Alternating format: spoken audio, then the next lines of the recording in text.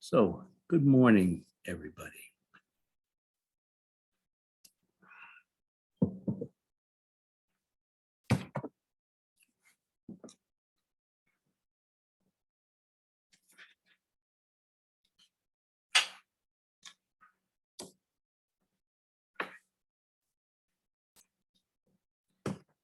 The koan today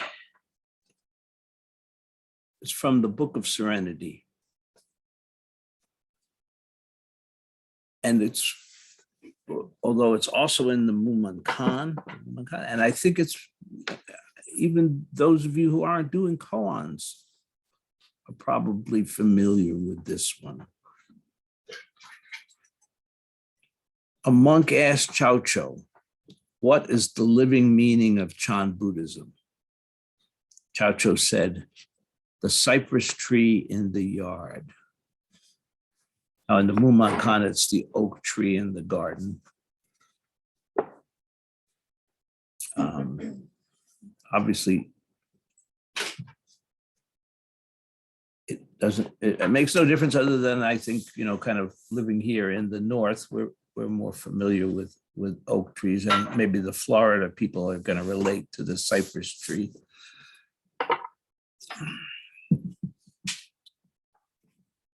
It encompasses our geographical diversity. We'll throw in a ponderosa pine for good measure. And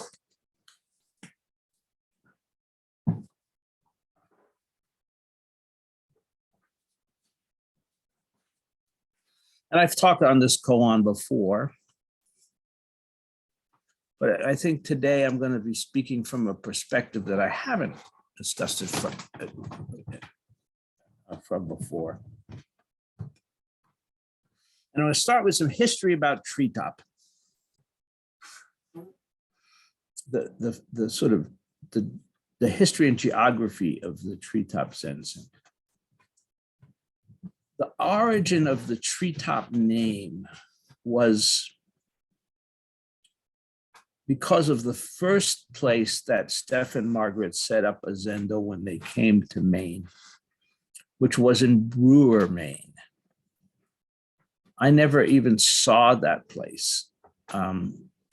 They were there only for a very short time, a few months before they moved to Orono. But as I understand it, that place, the zendo, or the room that they were using as a zendo, was kind of up on a second floor, above a garage, something like that. And so it felt like it was up in the treetops. And that's how they gave the name, the Treetop Zen Center. And then we moved, or they moved to Orono. And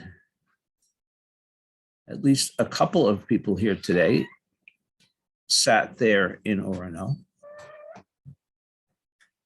Maybe just one, maybe just you, Deborah, huh? Yeah.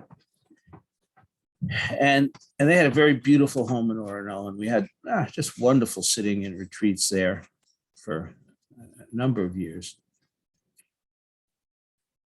And it was kind of an interesting Maine mix. It was because it was kind of like a suburban home, and yet in one retreat, a bear invaded the yard and tore down a bird feeder while we were sitting there in the zendo looking out at it. And it was a lovely place. But then, as Steph knew that his death was approaching for several years. He had this pulmonary fibrosis, and it was probably about 4 years in all from the time that was diagnosed till the time he actually died.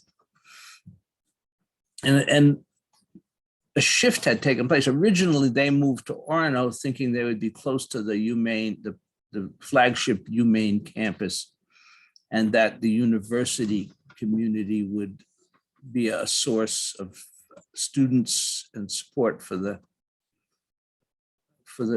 Zen Center, and that never materialized. And in fact, at that one point, most of the students, or many, certainly the core of the Sangha, was coming from further south. So there was Peter Harris, who of course you know, and myself and Mary Jo. Mary Jo comes and sits with us occasionally. We were traveling up at that time. And Rocio, most people don't know. But anyway, so at least a substantial little chunk of the Sangha was coming from the south. And Steph was concerned. He knew he was going to be passing, and he was concerned that Margaret not sort of be off by herself, relatively alone. And they thought, therefore, they would move to the current location in Oakland, where they were closer to sort of some of the regular students. And Deborah never forgave them for that, because she went from being right next door to having an hour drive. But anyway, this is all sort of context I'm talking about, because where Treetop is currently, and I presume it's going to be to perpetuity, is in Oakland, which is sort of a suburb of Waterville, and in a certain sense, it's kind of a suburban-y area. I define a suburb. If you can see your neighbor's house, you live in a suburb. And so there they are. But the grounds itself, for those of you who haven't been there are 2 acres of grounds. And what's really lovely about them, 2 things. One is that the grounds are ringed with beautiful, huge trees. There are really some extraordinarily wonderful pine trees, hemlocks. I would say some, in the 60 to 80 foot tall, at least 3 foot in diameter, beautiful trees. And then behind the center, it backs on some woods. I don't know what's back in there, maybe 50 acres of woods or something like that. And so sometimes we go wandering back in there. But anyway.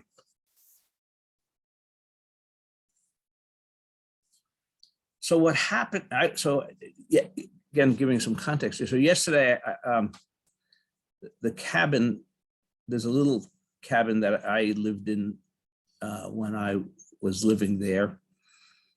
That now it's currently used just for retreats and things. And Jim was going to go and meet with a student there yesterday, and it was locked. It's never been locked. I never locked it. The years I lived there, nobody locks it, but somehow it got locked. And Jim contacted me and said, did I have a key? And I thought, I don't, who knows? But I said, I'll come over, and I have a bunch of, I have a big, maybe others have a similar thing, a ring of all the keys that do things that I have no idea what they do. But I was reluctant to throw them out, because I might someday find out that they actually do something that's important. So I thought, well, I'll take that ring and I'll go over there. And they were sitting in the Zendo when I got there. And so I went to the cabin, and lo and behold, sure enough, 2 of the keys on my ring unlocked the cabin, solved the problem. But it was the first time I saw during the winter 4 of those huge, wonderful trees had been cut down.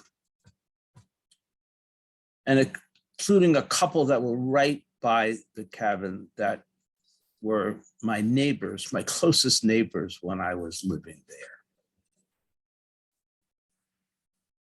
And I won't go into the reasons, the pros and cons. The bottom line is the decision had been made that they might pose a risk to the main building, and so they were removed. And it wasn't until this morning that my grief about that really hit me. I really felt the loss of those beautiful, amazing trees.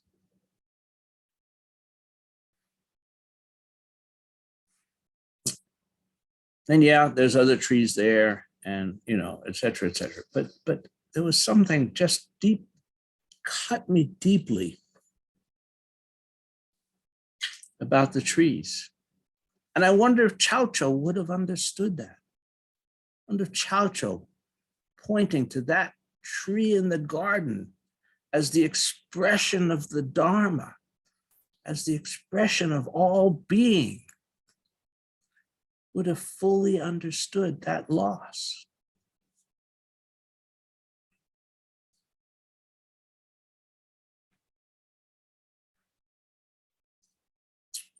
So, and in fact, I'm going to be contacting the other teachers about, I would like to maybe dedicate the service at next week's retreat to those trees. But, you know, I don't, that'll be up to them. But I'm going to offer it anyway. But anyhow,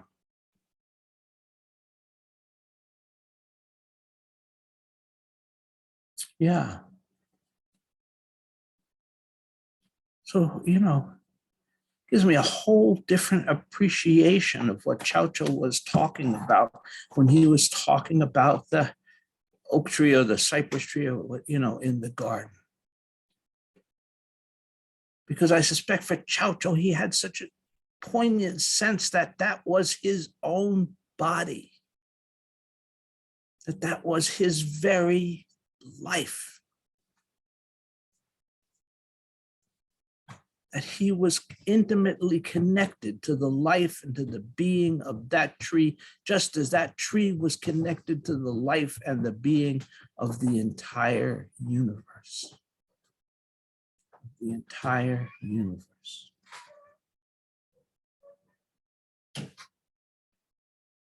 So this has made me think a little bit this morning about our relationship to the world around us, to the natural things around us.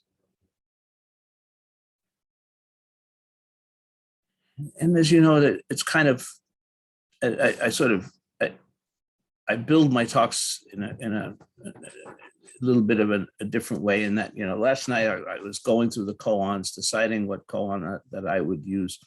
And the impact of this tree these trees hadn't really hit me yet. But I came across this koan and I said, this is the koan I want to speak about tomorrow. But I had no idea what I wanted to say about it. And then this morning I woke up and I said, of course, this is, you know, I was just really feeling a pain in my heart for the loss of those trees. And I go, oh, of course, this is why I want to speak about this koan. And then things started to come to feed the talk. It's amazing how this happens.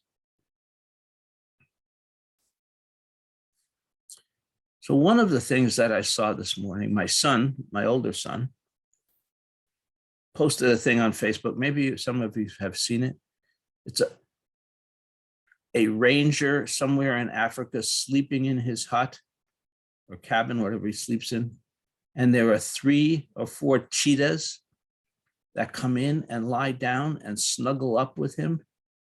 And this human, he's got his arm around one of the cheetahs and they're all snuggled together.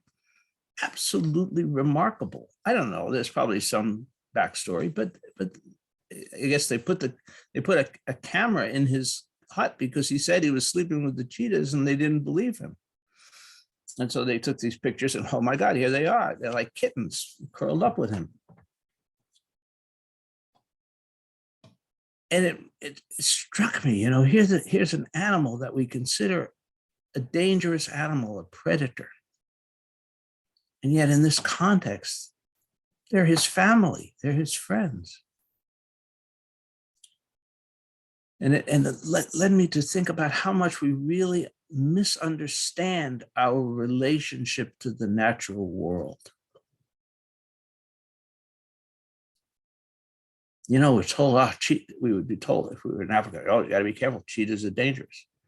You know, well, so I've seen a bunch of things like that lately, of people forming really deep relationships with animals that we wouldn't expect would relate to humanity. And another thing I've seen some discussion of this week is mushrooms and fungi. And the fact that they have now just learned or discovered that they transmit electrical impulses to one another. and that they have a binary code and therefore a language, that they are actually able, just as we are with computers, they're able to create messages.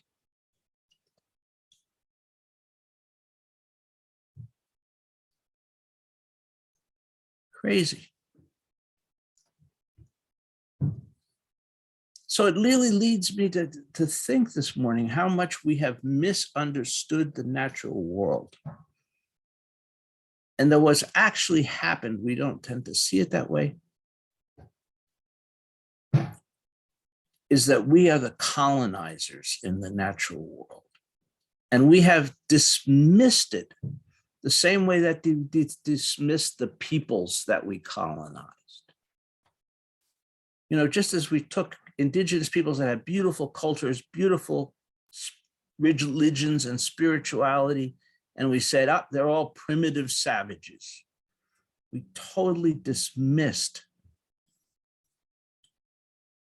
the truth of their identities. We've done that with things in the natural world.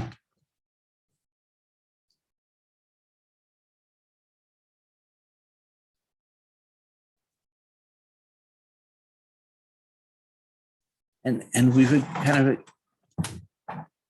taken this exploitive position.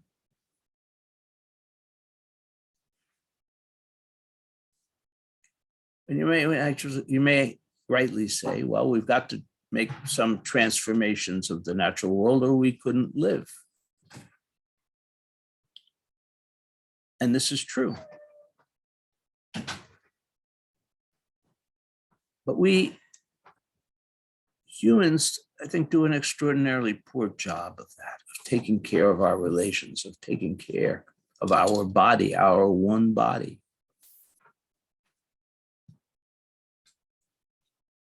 We have an impact. It's undeniable. We can't not. You know, we've discussed this in the context of the precept of not killing. We cannot live and not kill. We must kill if we're going to stay alive. Right?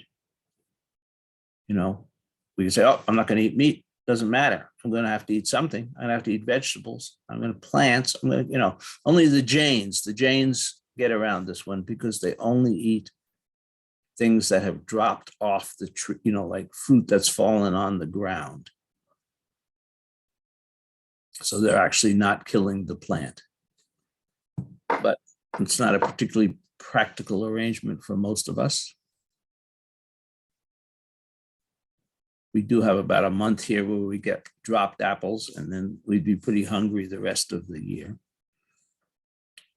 But living in a tropical climate or semi-tropical climate, you know, the Jains can do that. That's pretty remarkable, actually. But we have to kill. We have to make compromises.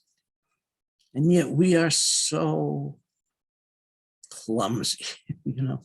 So this morning there was a pileated woodpecker outside our cabin. Mm-hmm. And, you know, those of you that know pileated, they can be pretty hard to ignore. They're pretty loud when they're. But I got thinking about, okay, what impact does that pileated woodpecker have on the world? And, you know, I couldn't think of anything negative. It eats insects that are infecting trees or in dead and dying trees. Well, if you're an insect, you're probably not that happy with the woodpecker. But, you know, the woodpecker's droppings just go into the woods and they immediately fertilize. You know, so they're, as opposed to many beings on the planet that have little or no negative impact, we as humans, we have a pretty big impact.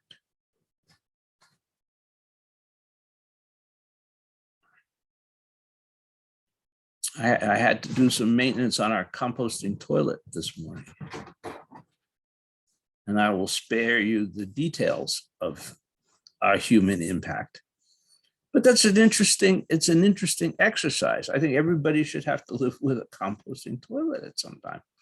You know, the flush toilet is a marvelous invention for the denial of our impact on the natural world. You flush it, it's gone. You don't even know, unless you have your own little septic system, you don't even know where it goes, what it does. It ends up somewhere, somehow in some plant. They do something to it, and end of story. Right? And yet, that isn't the end of the story. The composting toilet is a kind of constant reminder that there's this exchange going on. We're taking, we're giving, we're having impacts.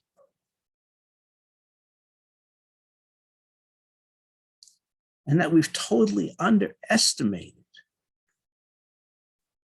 the beings that surround us, the world that surrounds us. We've been tromping through here, kind of semi-oblivious, that our perspectives being so anthropocentric, it's always about what do I need, what do I want, what feeds me, what takes care of me, and so on and so forth, without pausing to understand the intrinsic value of the oak tree in the garden, of the woodpecker on the tree outside the door, of the mushrooms and fungi in the woods.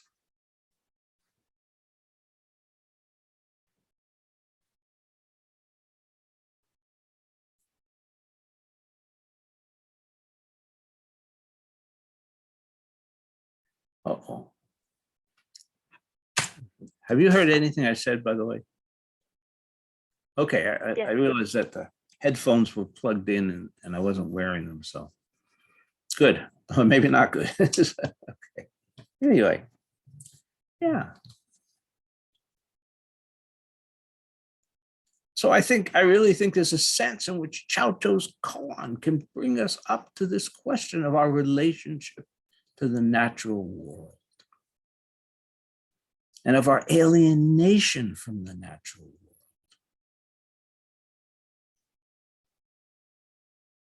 And our tendency to be dominant over the natural world rather than to live in relationship with it, to live in partnership with it.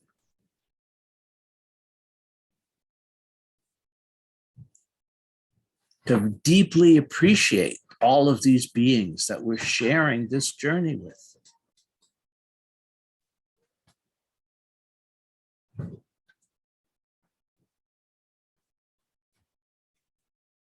Again, from a Buddhist perspective, that is our body. We are not separate. That myth of separation is so pernicious because it allows us to, if somebody was cutting off one of my fingers, I'd darn well pay attention. But if they're cutting a tree down the road, I can go, oh, well, it has nothing to do with me. But that tree is one of my fingers. Those trees at treetop are part of my body.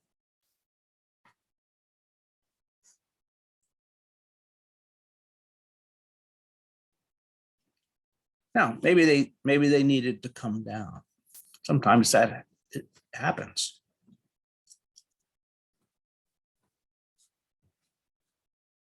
What do we do about that? I think there's a couple of things. I think one, at the front end,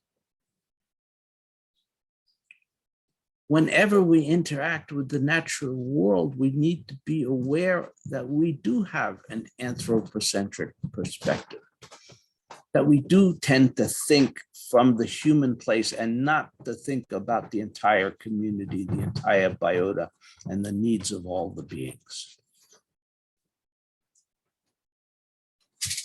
This is fundamental. This is the deep ecology perspective. It says that whenever we make a decision like that, we need to consider all the beings, not just ourselves, not just the trees, but all the beings. How, just that simple act of cutting down those trees at treetop. What's affected by it? Maybe squirrels, maybe birds, maybe a whole host of beings, not just trees and not just people. Maybe they were young trees living in the shade that were fragile, that were relying on those big trees to give them protection from being dried out during the summer drought that they no longer have. Or it might be the opposite. They're released to get more sunlight now, and they're going to grow and thrive, So theoretically, at least, we should be considering all of these things. The human need to protect our building. Okay, that's legitimate. What deep ecology would say is, yes, and we may decide to cut the trees down, but we should first consider all the beings in this picture and the needs of all the beings. And if at the end of doing that, we still think, okay, the most important thing is to protect the house, we go forward and we protect the house. But we haven't been coming from the perspective of the dominators, the colonizers, but from the perspective of the relatives, the neighbors.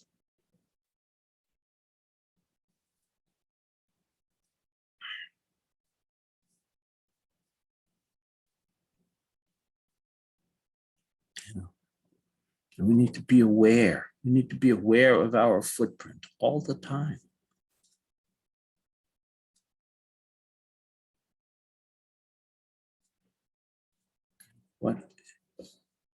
And that's hard. I want to acknowledge how hard that is. It's much easier not to.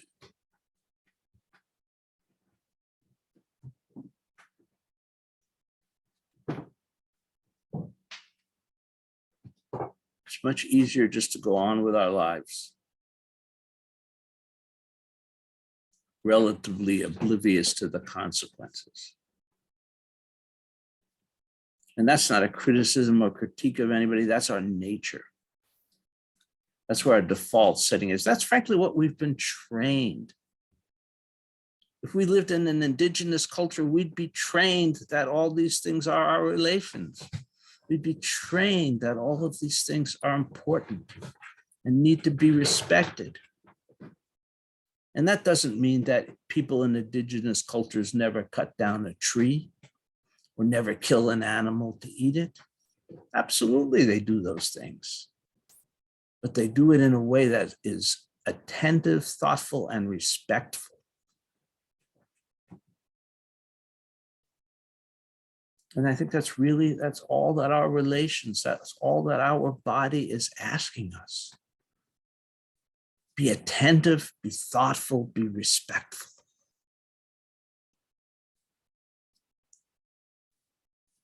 I just read again, it's like, when I start to think about the talk, all of a sudden the synchronicities come up. So just this morning, I got a thing about Buddhists as being in the vanguard of environmentalism.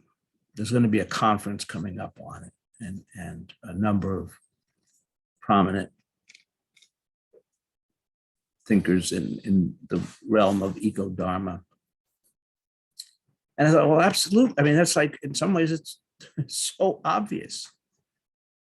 If we truly care about the one body, if we truly embrace the tenets of Buddhism,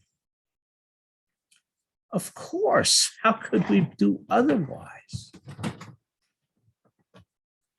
If we embrace the precepts, how could we do otherwise? But I think what they're saying, and what I totally agree with, hey, Buddhists, it's our time to step up. It's our time to make the voice of our relations heard. It's our time to use what we have learned, what we have experienced as the result of our practice, of the result of our zazen,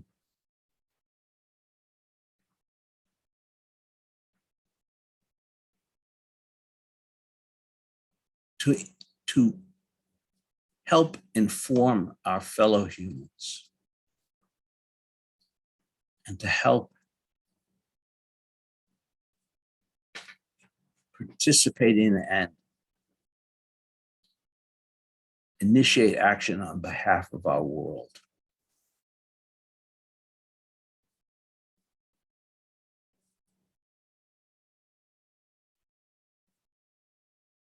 What else is the point of our being awake?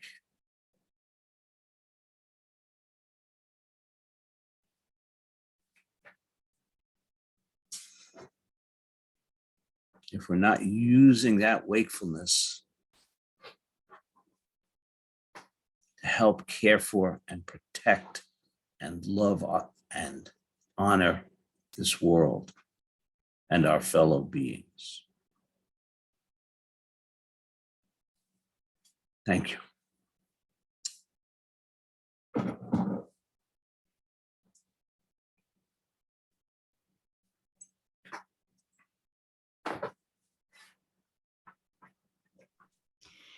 So I have a couple of thoughts.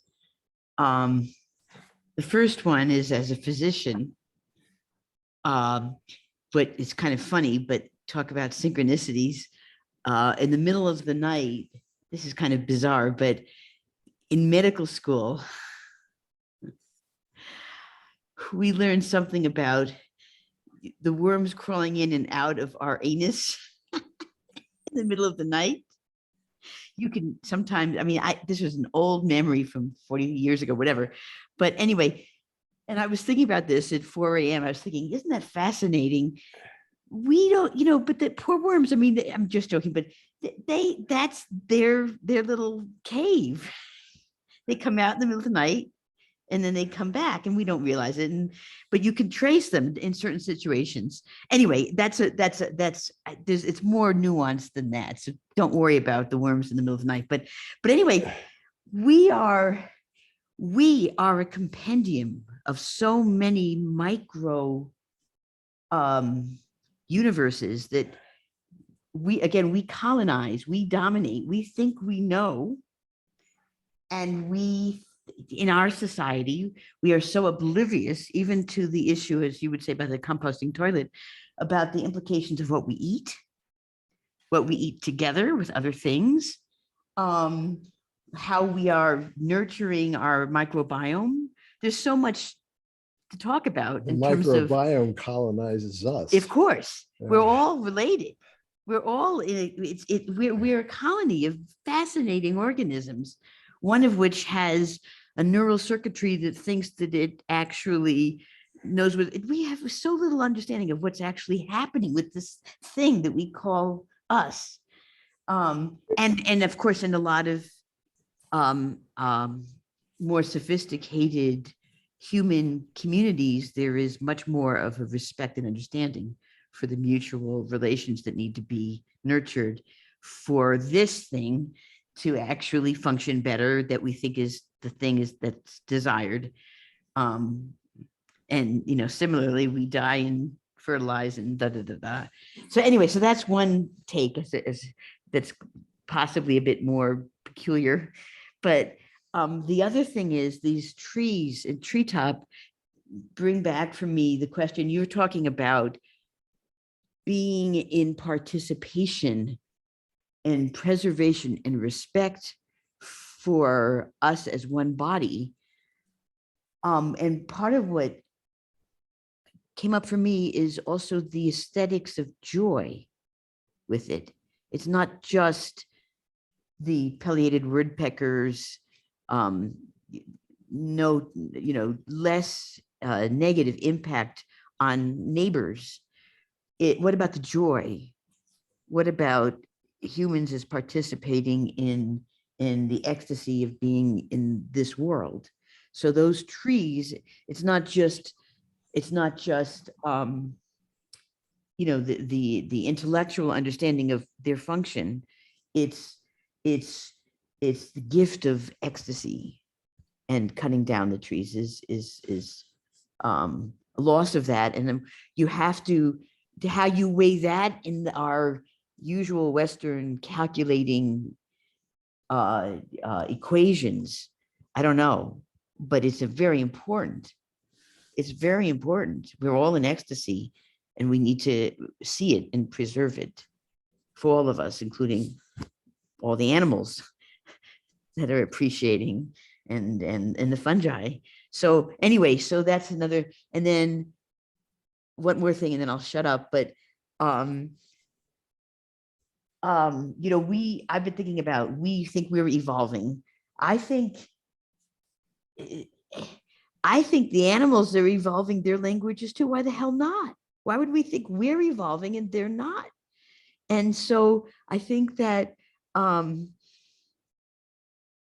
respect for our language is important. And we can hear that there's language. It's good that we're realizing the fungi, but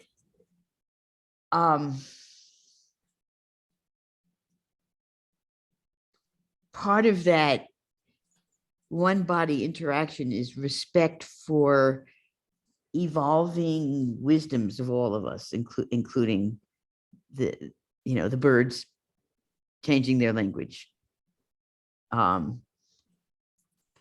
And just experiencing that, rather than that we're the ones who evolve and everything else is in the state of stasis. This is what's silly. So anyway. Thank you.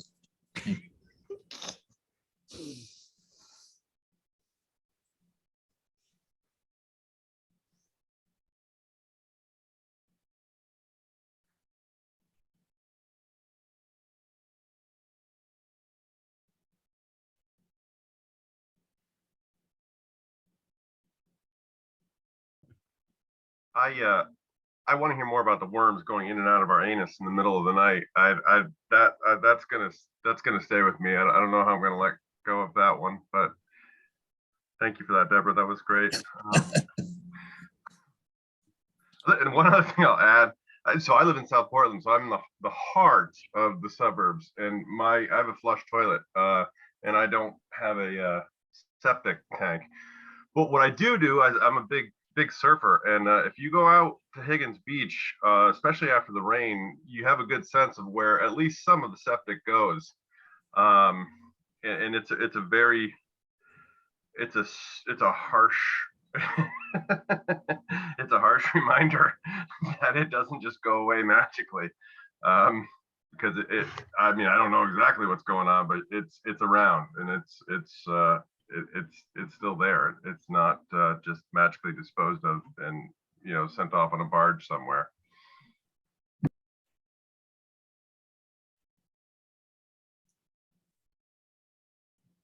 So, there's a song that I'm reminded of.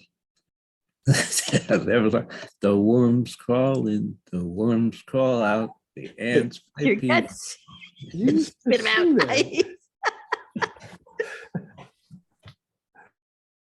Yeah, I've actually thought about the fact that perhaps we are so, I don't know what the percentage is, but we consist of so many, we are a biotic community. We see ourselves as this integral body, but we are in fact billions of organisms. I sometimes wonder if this thing that we think is our consciousness is the collective consciousness of all those organisms.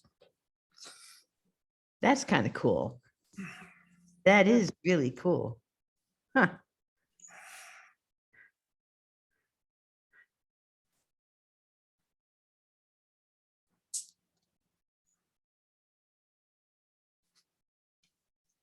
By the way, I mean, Zen has always been scatological. So we were like well within the bounds of tradition here. I mean, right? We're the people who, what is Buddha? A dried shit stick? Come on.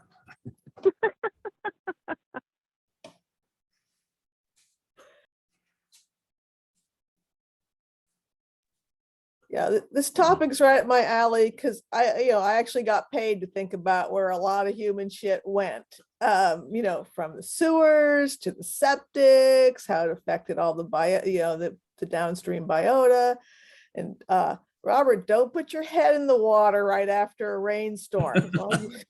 Otherwise, you're probably fine. And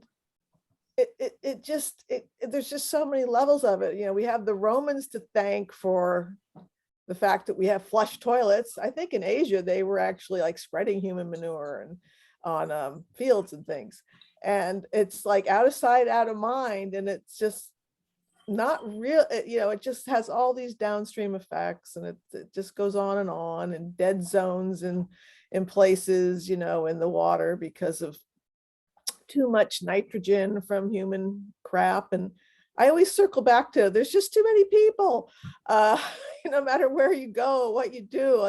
And that topic, when it talks about ecology, hardly ever gets mentioned. It's like it used to be a thing, population control back in the 60s and 70s. And now it's like just verboten, it's just, you don't talk about that. And that the people are the source of so many of these problems. There's just so many of us, and not paying attention to what the carrying capacity of the waters are if you want to maintain the original biota, which that's not impossible anymore in many places. And you start to get into ocean acidification, and my mind practically starts exploding when I think about those kinds of things, because it's just so many connections that you can't. It overwhelms me, but it's there, and it's something we have to always think. I mean, I think it's something to be aware of. Yeah, good for you, composting toilet. I think that's probably the more environmentally friendly way to go than flushing it down into the septic or the sewer.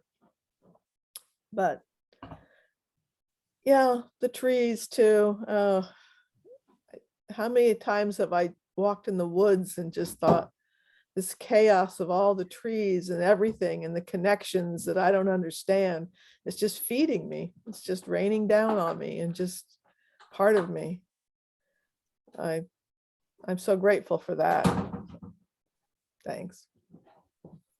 Thank you. It I is al- one body. It is one body. I also think that the electrical connections between the fungi are everywhere. I mean, it's not restricted to them. I mean, the electrical fields are everywhere. We're vibrating all the time. Everything is vibrating. So that's another way of looking at the connections.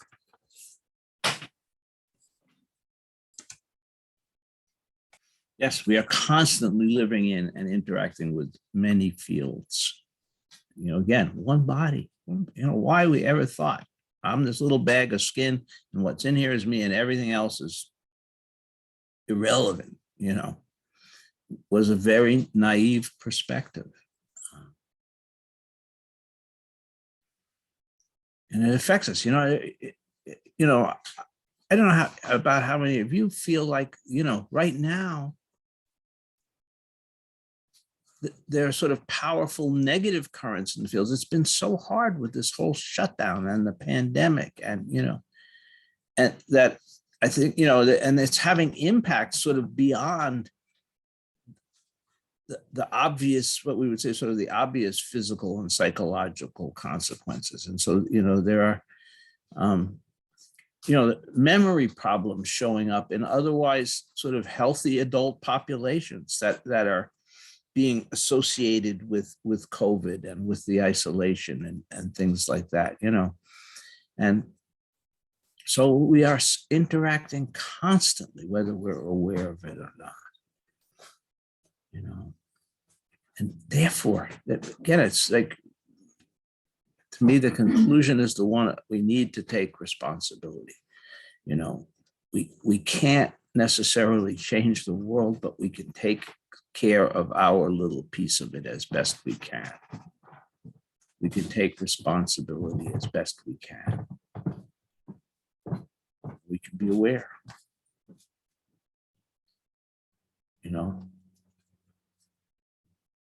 Look at this. Those of you who are in Maine, particularly here in Waldo County, have probably been following the whole PFAS thing, the forever chemicals. And somebody in the state, in their infinite wisdom, thought it would be a good idea to spread human sludge on farm fields. And now we've loaded those fields with these forever chemicals that are now showing up in human bodies at astonishing rates. I may have talked earlier, there's a young couple that has an organic farm. Oh, only as the crow flies, only a couple of miles from here, who I don't know for what reason got their soil tested for the PFAS and then got themselves tested for the PFAS. And the level in their bodies is like thousands of times the safe level for human beings. And they had to shut their farm down. It was their whole dream. It was their life work. Some of the dairy farms have had to do that in not far from here in the Fairfield area, actually not far from Treetop. So these things have consequences. And if we're oblivious, they will come back and bite us. It is, we've got to take care of the body.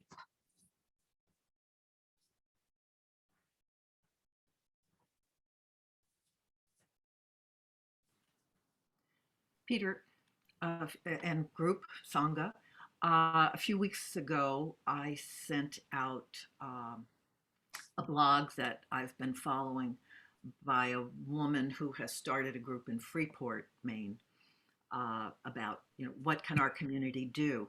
And the one that she sent out this morning just fits so perfectly with your talk, Peter. So I think I will send it out by email, even though I said I'd never send another one of these, but I can't resist with this one because she's out in Arizona right now in the desert, and she's observing the desert and seeing that the desert is a beautiful example of how nature can adapt to its environment.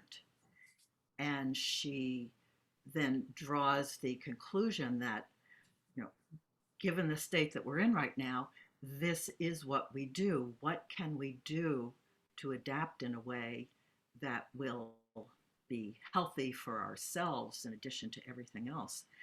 And she talked about a lizard, and the lizard's spine is lined up so that water runs down the spine into its mouth. And then she said, and then I walked around the neighborhoods and I see all these roofs and there are no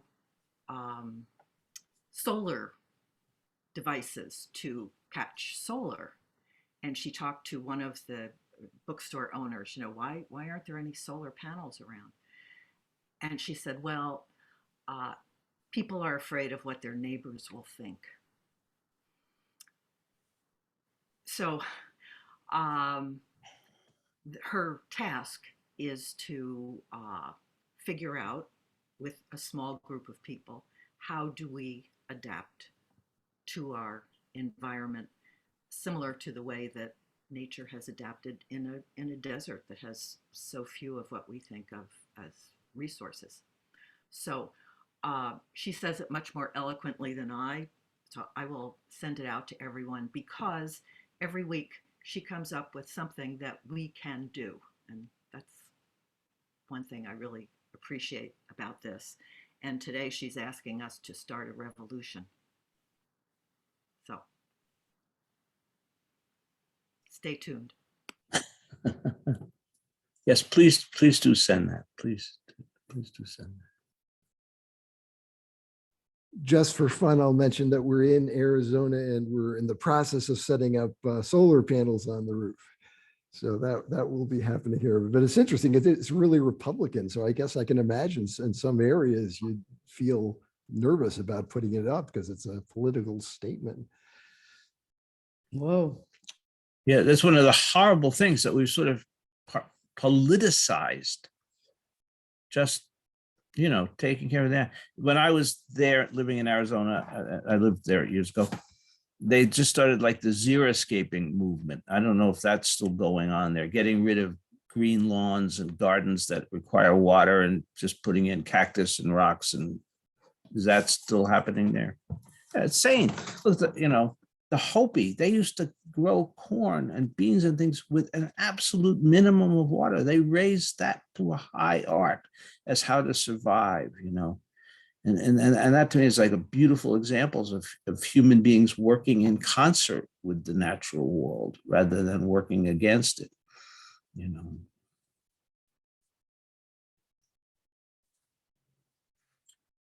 Okay.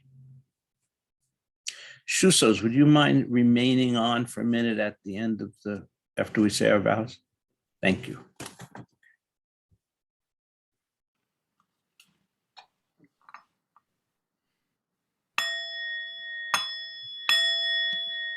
Creations are numberless. I vow to free them. Delusions are inexhaustible. I vow to put an end to them. Reality is boundless. I vow to perceive it. The enlightened way is unsurpassable. I vow to embody it. Creations are numberless. I vow to free them. Delusions are inexhaustible. I vow to put an end to them. Reality is boundless. I vow to perceive it. The enlightened way is unsurpassable. I vow to embody it. Creations are numberless. I vow to free them. Delusions are inexhaustible. I vow to put an end to them. Reality is boundless. I vow to perceive it. The enlightened way is unsurpassable. I vow to embody it.